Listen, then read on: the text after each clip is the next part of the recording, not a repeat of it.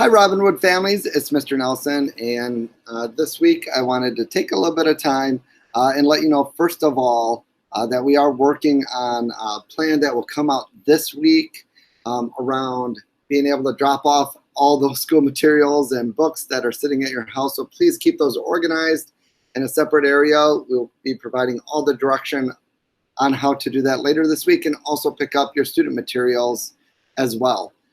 So today I wanted to give a little bit more tips about reading. Last week was writing, and just wanted to spend a little bit of time giving some tips and then doing a read aloud. I haven't done one of those in a couple weeks, so I thought it would be nice. So first of all, just making sure as we are going into the last few weeks of school here and also into the summer, this is a video you can come back to if you would like. Just making sure that you're scheduling time every day to read with your child or for your child to read. It is important for you to be reading with your child, exposing them to words that maybe they aren't able to read on their own, and also presenting yourself as a reader and talking about the books and the literature that you're very interested in. Another tip I would give would be making sure that when you're reading a book, you're always looking for ones that you are interested in, that you're able to read really well. The same goes for your kids. So making sure that you are providing them with a lot of books, whether that's going to the library or going to the store or even going on Amazon and looking for books at this time, but really providing them with books that they're interested in and excited about. And then, of course, while you're reading with them, asking questions and wondering about the books together.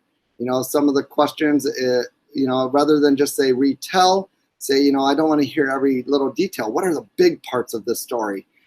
Making sure that you are celebrating reading like we do writing. So celebrate easy reading with your children, having them build that I can and I'm very capable and I am a reader feeling, and then also allowing your children to have a productive struggle when they come to a word they don't know.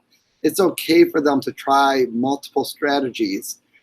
If they've tried a few strategies and they can name the strategies that they've tried, then maybe you could say, well, could it be this word? And then after they check, say, does that make sense? Does that sound right? Does that look right? Those are three key questions that we want to ask our kids. So I'm going to go ahead and do a nice read aloud. I think this read aloud's pretty appropriate for the time we're in, our unique situation where we're really feeling kind of alone, but we also are in this together, and we know that there'll be a time where we'll all be together again. So I'm going to read Memoirs of a Goldfish by Devin Sicilian and illustrated by Tim Bowers.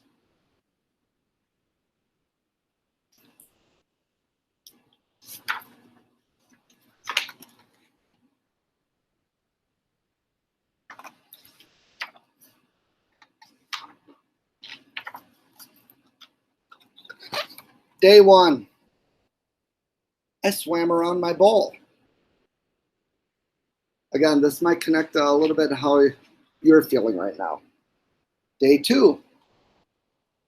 I swam around my bowl twice. Day 3. I swam around my bowl. I thought of taking a nap, but fish don't sleep, so I swam around my bowl.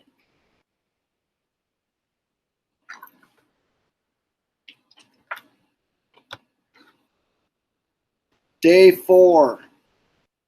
I got some company today. I don't like the looks of him one bit. He doesn't say anything. He just bubbles.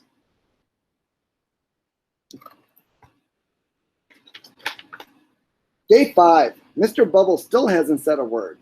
He just looks at me. I said hello today, and he said, boo, boo, boo, boo, boo, boo, boo, boo. He's creepy.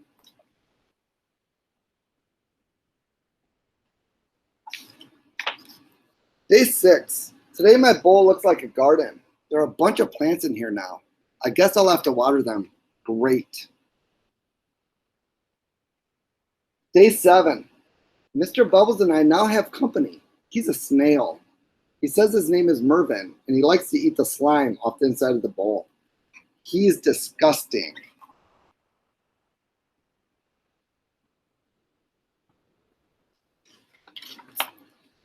Day 8, things are getting very crowded while watering the plants. I met a crab named Fred. I offered him my fin and he nearly cut it off. Even Mr. Bubbles is afraid of him. Fred says I should stay on my side of the bowl. Look, I said, the whole bowl is my side of the bowl. He snapped his claw and Mervyn fainted. I gotta get out of here.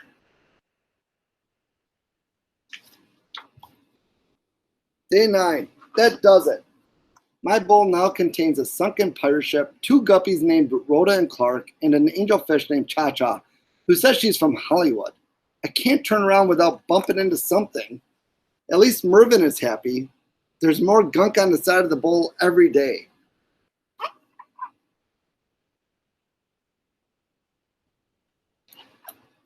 Did it start to feel a little bit empty in your house and now it's starting to feel a little bit crowded?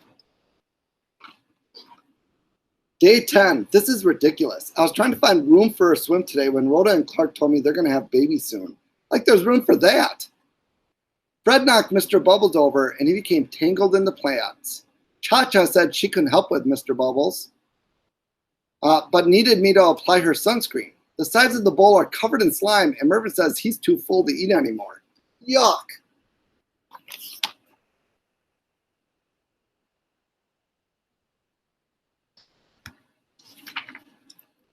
Day 11, I'm a nervous wreck. Trying to avoid Fred, I turned around quickly this morning, came face to face with my reflection in a mirror. I nearly jumped out of my gills. I don't even look like myself anymore. I need to relax. Day 12, I've had it. Rhoda and Clark are racing around the bowl. Fred was fighting with Mr. Bubbles. Mervyn kept belching, and Cha-Cha told me I was standing in her light. I just lost it.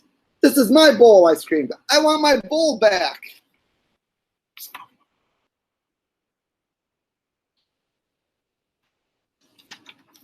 Day 13. Today I got my wish, sort of. With a whoosh and a splash and a clank and a plunge, I was suddenly in a very tiny bowl of clear, pure water. It was small, but it was all mine. It was heavenly. I swam around my new bowl twice.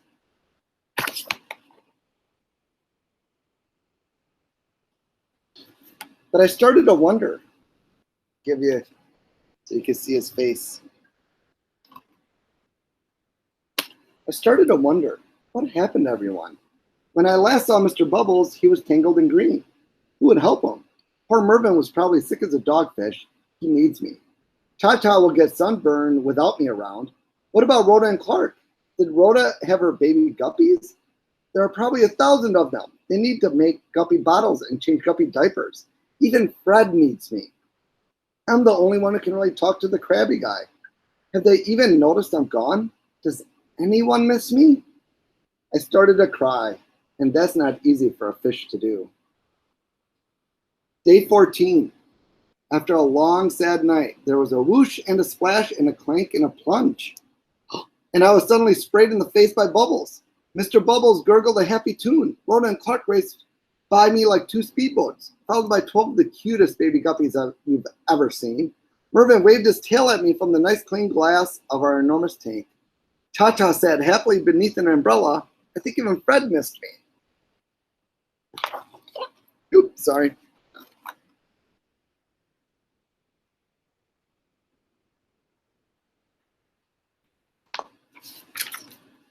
We were all back together, and I looked around and I realized I was part of a big family. I guess I must have smiled because Clark said, "You look happy." I wanted to see for myself. "Where's the mirrors?" asked Clark. "We don't have a mirror," said Fred, sorry. "No mirror. No wonder I didn't look like myself. It wasn't me I was seeing."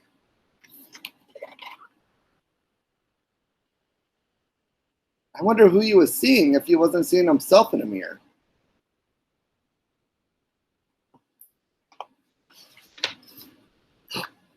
Her name is Gracie, and she's the color of a fresh tangerine. She's a Pisces just like me. And today we're going to swim around the tank together.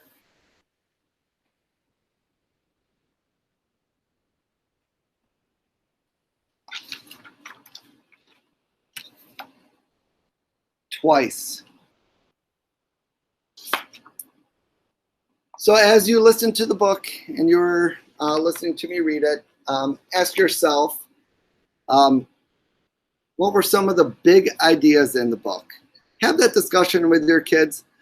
As I read the book, what were some of the big ideas that our goldfish went through as I was reading the book? So as the story went along.